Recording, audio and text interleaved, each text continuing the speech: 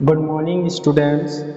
कल तक हमने अपवर्तन के बारे में पढ़ लिया था। आज हम इससे आगे स्टार्ट करने जा रहे हैं ना। अपवर्तन मैंने आपको बताया था कि जब कोई प्रकाश की किरण एक माध्यम से दूसरे माध्यम में प्रवेश करती है तो माध्यम के पृथककारी तल पर अपने पथ से क्या हो जाती है, विचलित हो जाती है। और इस घटना को हम क्या कहते हैं, प्रकाश का अपवर्तन कहते हैं। और इसमें भी मैंने आपको दो बात बताई थी, यदि प्रकाश की किरण विरल माध्यम से सघन माध्यम में जाती है तो वो अभिलंब की ओर मुड़ जाती है, तथा सघन से विरल माध्यम में जाने पर वो अभिलंब से क्या हट जाती है, दूर हट जाती है। यहाँ तक हमने कल पढ़ा था। अब देखो, ये बहुत बार आता है ये चित्र बनाने के लिए, क्या कांच स्लैब से, कांच स्लैब से क्या अपवर्तन। ठीक है, इसका चित्र भी कई बार पूछा गया है। ठीक है, और ये कांच स्लैब जो हम लेंगे वो कैसी लेंगे, हम आयताकार लेंगे। देखो, ये कांच स्लैब क्या होती है, कांच स्लैब की तुलना हम सेम ऐसे कर सकते हैं जैसे बर्फ की सीली होती है। ठीक है, आयताकार बर्फ की क्या होती है, सीली होती है। उसकी जगह हम किसकी कल्पना कर रहे हैं, कांच की कल्पना कर रहे हैं। ठीक है, तो सबसे पहले हम क्या लेते हैं, कांच आयताकार कांच स्लैब ले रहे हैं, ये देखो।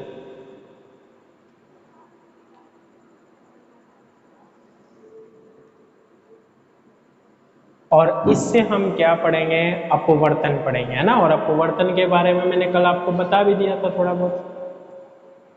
अब देखो, ये जो है हमारे पास, ये कांच है। ये क्या है, ये कांच।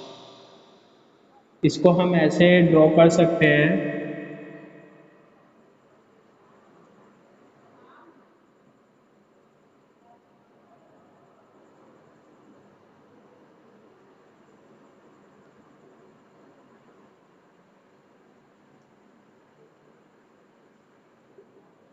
क्या है ये, आयताकार कांच स्लैब।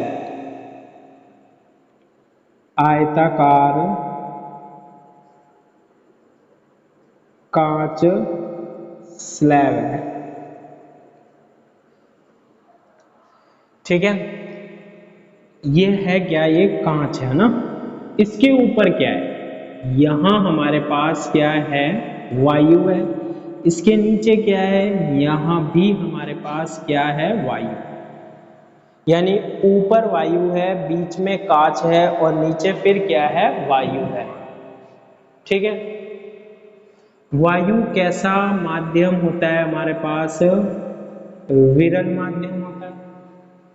वायु कैसा माध्यम होता है, विरल माध्यम होता है। कांच ये कैसा माध्यम होगा, कल बताया था मैंने, जिसमें माध्यम के कण पास पास होते हैं वो सघन माध्यम होता है। और नीचे क्या है, वायु, और वायु कैसा माध्यम होता है हमारे पास, विरल माध्यम होता है। क्लियर है इतनी बात, आगे देखो आप। अब इससे हम कौन सी घटना पढ़ रहे हैं, अपवर्तन की।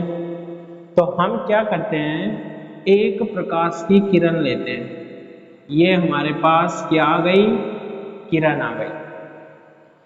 और इसे हम कौन सी किरण बोलेंगे, इस किरण को हम कौन सी किरण बोलेंगे, आपतित किरण।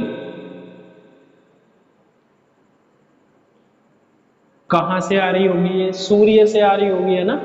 वायु में से होती हुई आ रही है, और किस पर पड़ रही है, हमारे पास कांच स्लैब पर पड़ रही है ना। अब देखो, यहां ऊपर वायु है, यहां क्या है, नीचे कांच है। ये कौन सा तल हो जाएगा, ये वाला। मैंने कल भी बताया था, जब दो माध्यम अलग हो रहे हो जहां से, वो कौन सा तल कहलाता है, ये पृथककारी तल कहलाता है। क्या कहलाता है, ये पृथककारी तल कहलाता है। तो जब आपतित प्रकाश की किरण यहाँ आपतित होती है तो पृष्ठ के जिस बिंदु पर आपतित होती है उसके लंबवत खींची गई रेखा क्या कहलाती है? अभिलंब कहलाती है। कई बार पढ़ चुके हैं हम, है ना।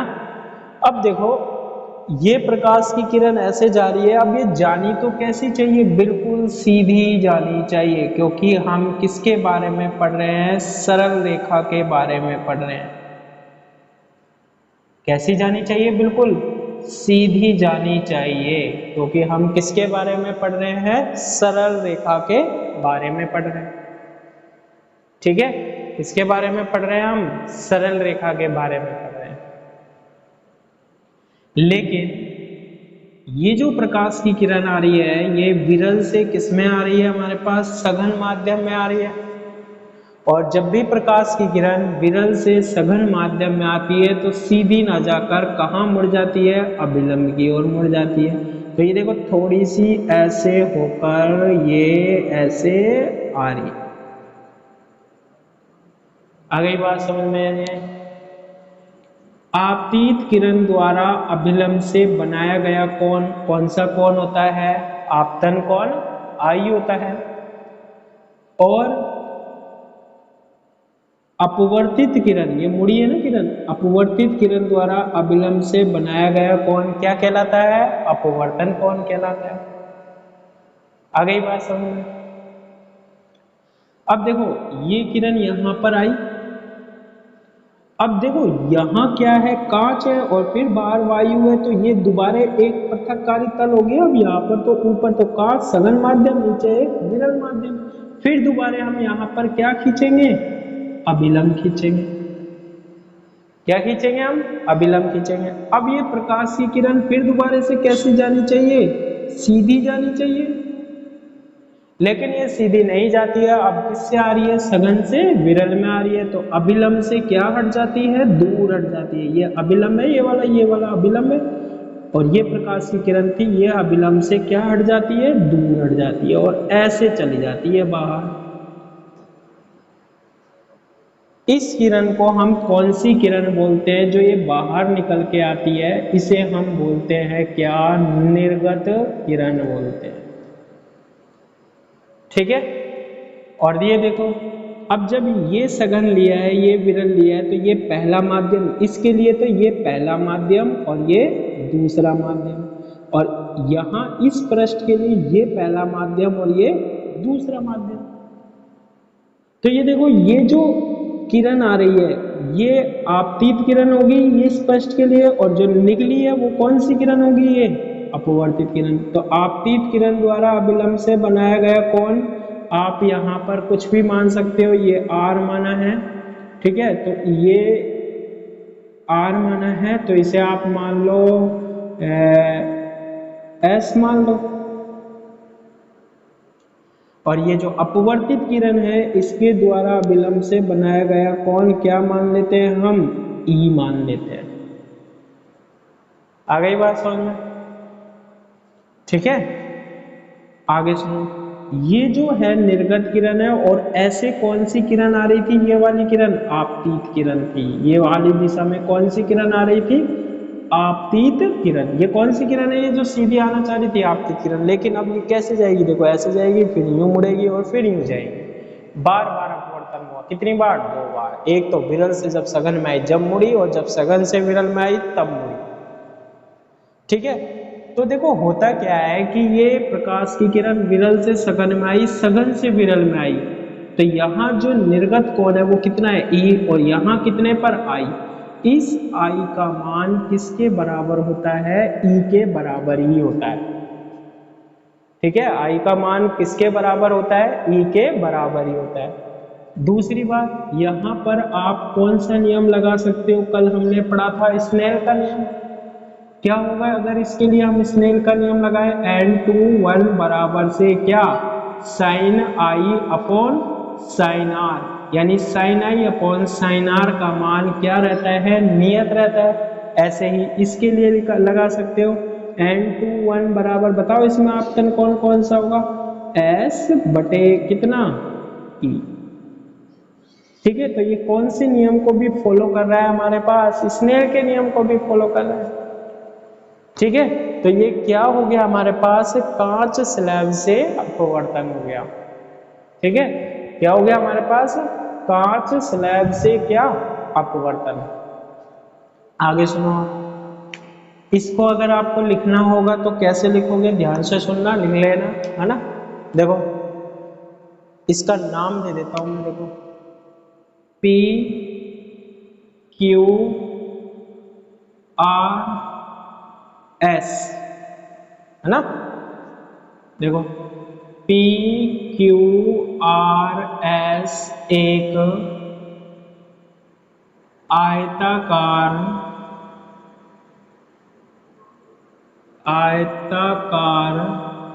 स्लैब है, आयताकार कांच स्लैब है। ठीक है, जिस पर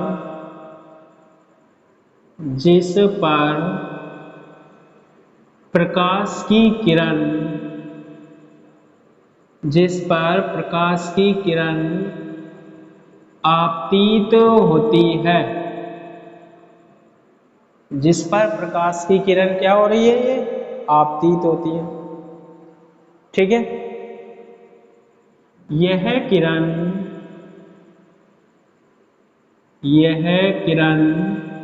विरल से सघन माध्यम में जाने के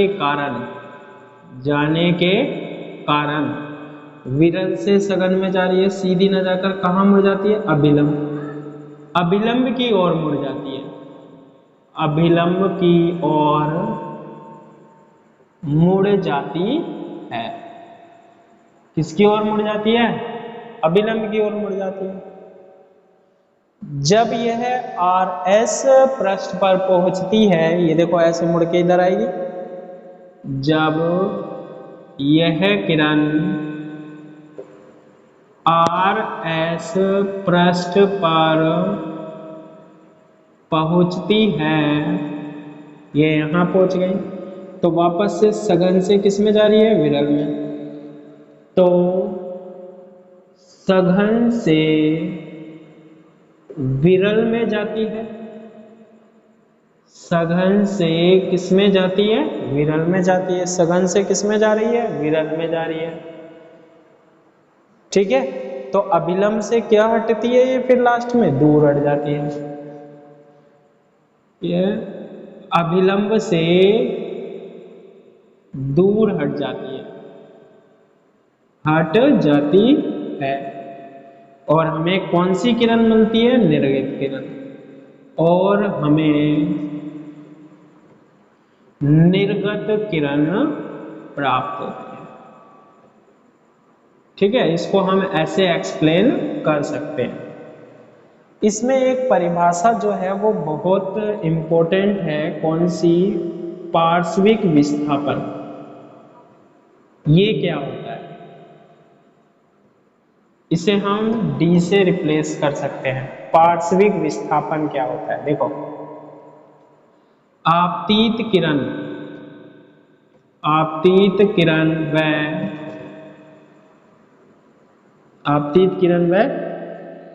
निर्गत किरण के मध्य लंबवत दूरी को क्या कहते हैं, हम पार्श्विक विस्थापन कहते हैं। इसे हम प्रैक्टिकल में भी करते हैं, इसे हम किस में करते हैं, प्रैक्टिकल में भी करते हैं। देखो ये हमारे पास कौन सी किरण है, यही सी है, निर्गत किरण, और ये आपतित किरण। तो हमने एक रेखा ऐसे खींचनी लंबवत, इन दोनों के बीच की दूरी को, ये D जो होता है वो क्या कहलाता है हमारे पास, पार्श्विक विस्थापन कहलाता है। क्या कहलाता है हमारे पास, पार्श्विक विस्थापन कहलाता है। ये जो निर्गत किरण है और ये जो लंबवत दूरी होती है, इनके बीच में ये जो लंबवत दूरी है ये क्या कहलाती है? पार्श्विक विस्थापन। एक बात और ध्यान रखना, ये जो आपतित किरण है और ये निर्गत किरण है ये कैसी निकलती हैं? समांतर निकलती है। हमेशा कैसे निकलती है? ये समांतर निकलती है। तो ये हमारे पास क्या हो गया? कांच स्लैब से क्या अपवर्तन हो गया। ठीक है, इसके बाद हम बात करते हैं किसकी? एक नोट, ध्यान रखना, एक महत्वपूर्ण बात क्या कि जब अपवर्तन की घटना होती है तो अपवर्तन की घटना में जो प्रकाश होता है उसकी जो चाल होती है वो क्या हो जाती है? परिवर्तित हो जाती है। ठीक है, अपवर्तन की घटना में क्या कह रहा हूं मैं? अपवर्तन की घटना में, अपवर्तन की घटना में प्रकाश की चाल जो है वो क्या हो जाती है? परिवर्तित हो जाती है। अपवर्तन की घटना में प्रकाश की चाल क्या हो जाती है? परिवर्तित हो जाती है। जैसे मैंने आपको बताया ये क्या है? हमारे पास कांच है, सघन माध्यम है, और ये कौन सा माध्यम है? विरल माध्यम है। और हमारे पास एक प्रकाश की क्या आ रही है? किरण आ रही है। तो ये जब दूसरे माध्यम में जाएगी, मान लो ये आ रही है 3 × 10⁸ मीटर पर सेकेंड, तो जब भी विरल से सघन माध्यम में जाती है ना तो कण पास पास होते हैं तो इसकी चाल घट जाती है, और जब भी सघन से विरल माध्यम में आती है तो चाल क्या हो जाती है? बढ़ जाती है। तो जैसे मान लो 3 × 10⁸ है तो 2 × 10⁸ मीटर पर सेकेंड हो जाती है। प्रकाश की चाल कितनी हो जाती है? 2 × 10⁸ मीटर पर सेकेंड। तो कहने का मतलब यह है कि अपवर्तन की घटना में प्रकाश की चाल क्या हो जाती है? परिवर्तित हो जाती है। ठीक है, इसके बाद हम इसमें कुछ परिभाषा पढ़ते हैं। जैसे एक आती है हमारे पास अपवर्तनांक। ठीक है, अपवर्तनांक क्या होता है? ठीक है, कौन सी परिभाषा पढ़ते हैं हम? अपवर्तनांक। ये क्या होता है? Refractive index. ये क्या होता है? देखो, अपवर्तनांक को हम कैसे समझते हैं? देखो, फिर वही सारी अपवर्तन की बात है। ये कौन सा माध्यम होता है हमारे पास? मान लो सघन माध्यम है। ये कौन सा माध्यम है? विरल माध्यम है। एक प्रकाश की किरण आ रही है, जिस बिंदु पर आई उसके लंबवत खींची गई अभिलेखा, ये सीधी नहीं जाती है, कहाँ मुड़ जाती है? अभिलंब की ओर मुड़ जाती है।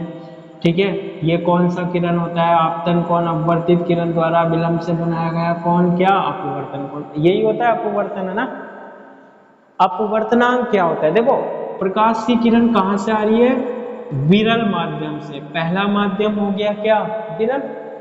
और दूसरा माध्यम किसमें प्रवेश कर रही है? कांच में। दूसरा माध्यम क्या हो गया हमारे पास? सघन हो गया। तो अपवर्तनांक क्या बताता है? ये अपवर्तनांक हमें ये बताता है कि कितना अपवर्तन हुआ है। देखो कैसे इसको हम रिप्रेजेंट कैसे करते हैं। पहले तो देखो, कल भी हमने पढ़ा था स्नेल का नियम। आपतन कोण की ज्या तथा अपवर्तन कोण की ज्या का अनुपात क्या कहलाता है? अपवर्तनांक कहलाता है ना।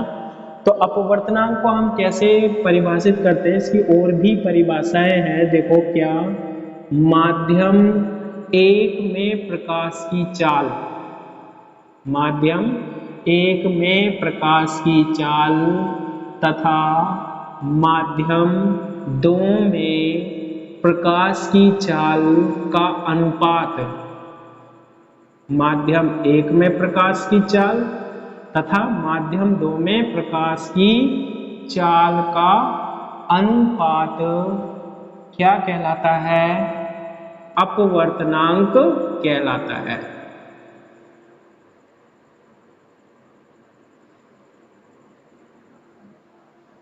ठीक है, माध्यम एक में प्रकाश की चाल तथा माध्यम दो में प्रकाश की चाल का अनुपात क्या कहलाता है? अपवर्तनांक कहलाता है। तो अपवर्तनांक का जो फॉर्मूला बनता है हमारे पास N21 वो हम ऐसे भी लिख सकते हैं V1 बटे क्या V2। जैसे मान लो ये प्रकाश की किरण आ रही है विरल माध्यम से 3 × 10⁸ आ रही है और इतने वेग से आ रही है ये, और इतने वेग से जब ये अंदर आएगी तो यहाँ पर इसकी चाल क्या हो जाती है, बदल जाती है। मान लो 2 × 10⁸ हो गया, है ना। तो अपवर्तनांक कैसे निकालोगे, देखो N21 बराबर 3 × 10⁸ अपॉन 2 × 10⁸। तो 10⁸ से 10⁸ कट गया तो N21 कितना आ गया, 1.5 आ गया। N21 कितना आ गया, 1.5। तो ये 1.5 क्या बता रहा है कि जो प्रकाश की चाल इतनी थी वो कितने गुना क्या हो गई, एक तरीके से घट गई अपवर्तन की घटना। इसके और भी फॉर्मूले हैं हमारे पास अपवर्तनांक के। N21 एक फॉर्मूला होता है इसका V1/V2, तो हम पढ़ चुके हैं ना, एक तरंग दैर्ध्य के रूप में फॉर्मूला होता है, और वो होता है हमारे पास क्या, λ1 क्या λ2। ठीक है। इसके बाद एक फॉर्मूला और रिप्रेजेंट करते हैं हम N2/N1 से भी। V1 क्या है, पहले माध्यम का वेग। ठीक है, 1 क्या है, पहले माध्यम का वेग, या हम यूं कह सकते हैं पहले माध्यम V1 क्या है, पहले माध्यम का वेग है। λ1 क्या है, तरंग दैर्ध्य है। ठीक है, और N1 क्या होता है, पहले माध्यम का अपवर्तनांक होता है। देखो हर माध्यम का क्या होता है, अपवर्तनांक होता है। जैसे हम अभी तो हमने केवल वायु और कांच की बात करी थी, कांच और हम जल ले लें, जल भी क्या होता है, एक माध्यम होता है। ठीक है, तो ये फॉर्मूले हैं जिनकी सहायता से हम अपवर्तनांक निकाल सकते हैं। जैसे कितना गुना घट गई थी हमारे पास अभी चाल, 1.5 गुना। और दूसरा V2 क्या है, वेग है दूसरे माध्यम का। λ2 क्या है, तरंग दैर्ध्य है। और ये N2 क्या है, दूसरे माध्यम का क्या है, अपवर्तनांक है। हर माध्यम का क्या होता है, अपना अपवर्तनांक होता है कि उसके अकॉर्डिंग। जैसे अगर हम बात करें कि जैसे ये प्रकाश की किरण वायु में से आ रही थी, कितना वेग था इसका, 3 × 10⁸ मीटर/सेकंड था। ठीक है, और कांच में इसका वेग कितना हो गया, 2 × 10⁸ मीटर/सेकंड हो गया। यदि हम क्या ले लेते, यदि हम मान लो कांच की जगह हम जल ले लेते तो जल में इसका वेग अलग होता। तो सभी माध्यम का अलग अलग क्या होता है, अपना अपवर्तनांक होता है। ठीक है, तो ये क्या हो गया हमारे पास, अपवर्तनांक हो गया। इसके बाद आती है हमारे पास क्या, इसके बाद हम क्या करते हैं, वायुमंडलीय अपवर्तन के बारे में पढ़ते हैं। ठीक है, इसके बारे में पढ़ते हैं वायुमंडलीय अपवर्तन। देखो ये क्या होता है,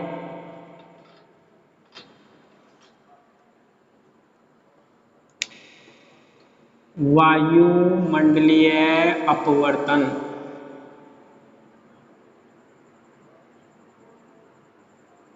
ठीक है, इसके बारे में पढ़ते हैं वायुमंडलीय अपवर्तन। ये क्या हो रहा है, देखो पृथ्वी के वायुमंडल के कारण, ठीक है, पृथ्वी के वायुमंडल के कारण जो अपवर्तन होता है उसे हम क्या बोलते हैं, वायुमंडलीय अपवर्तन कहते हैं।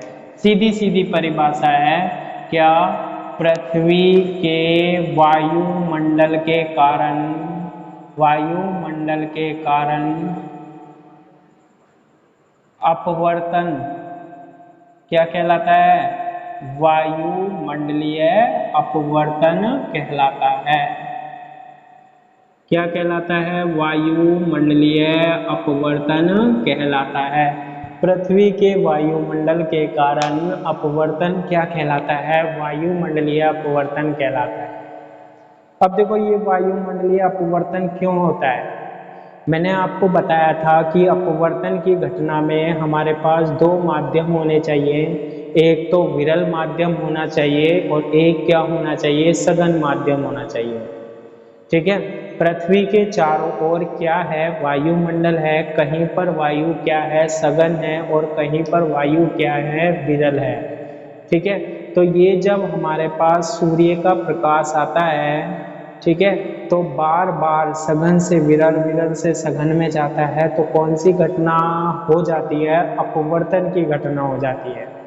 ठीक है, और इसलिए हम कह देते हैं कि पृथ्वी के वायुमंडल के कारण हमारे पास क्या हो रहा है, अपवर्तन हो रहा है, जिसे हम क्या बोलते हैं, वायुमंडलीय अपवर्तन बोलते हैं। तो देखो इसकी क्या है, घटनाएं हैं। जैसे पहली घटना अगर हम बात करें, क्या, तारों का क्या टिमटिमाना।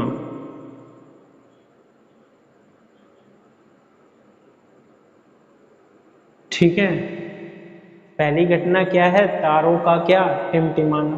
तारे क्यों टिमटिमाते हैं, वायुमंडलीय अपवर्तन के कारण। वायुमंडलीय अपवर्तन के कारण तारे क्या प्रतीत होते हैं, टिमटिमाते हुए प्रतीत होते हैं।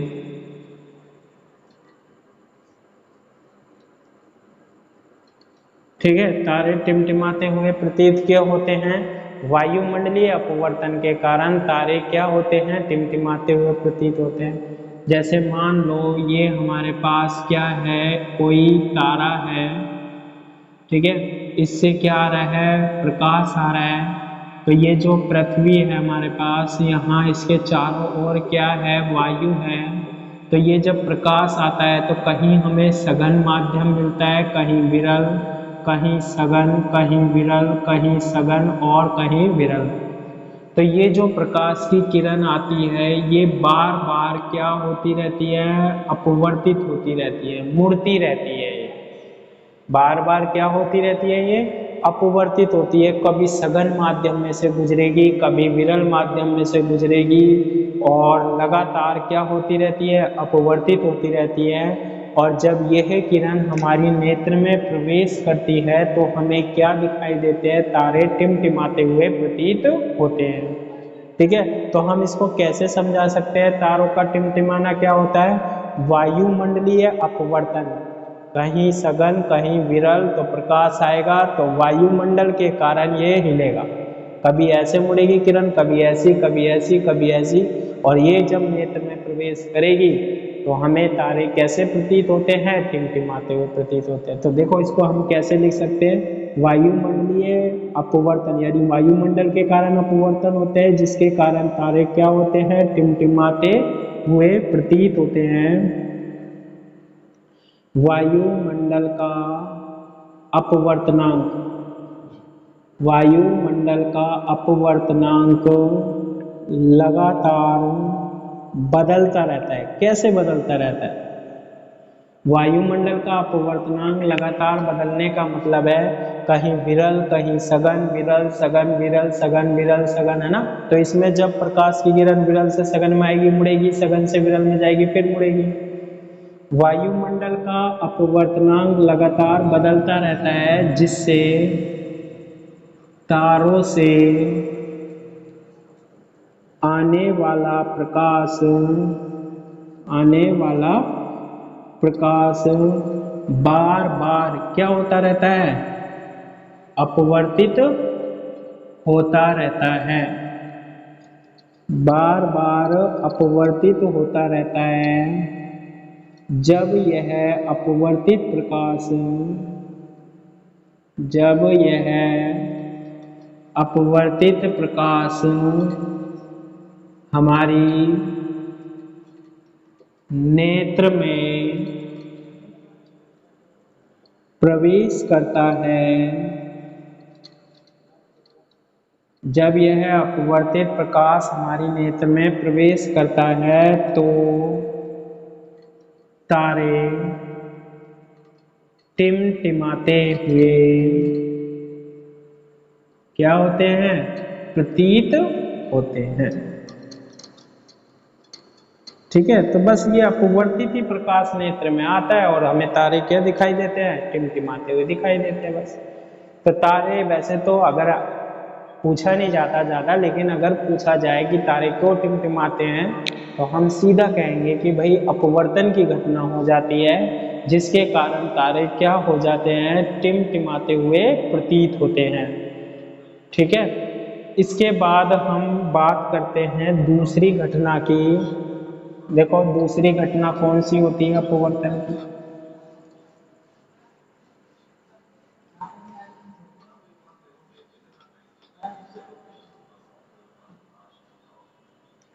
सेकंड घटना क्या होती है, सूर्य उदय से पूर्व तथा अस्त के पश्चात। सूर्य उदय से पूर्व तथा अस्त के पश्चात कुछ समय तक दिखाई देना। दूसरी घटना क्या है हमारे पास, सूर्य उदय से पूर्व तथा अस्त के पश्चात कुछ समय तक क्या होना, दिखाई देना।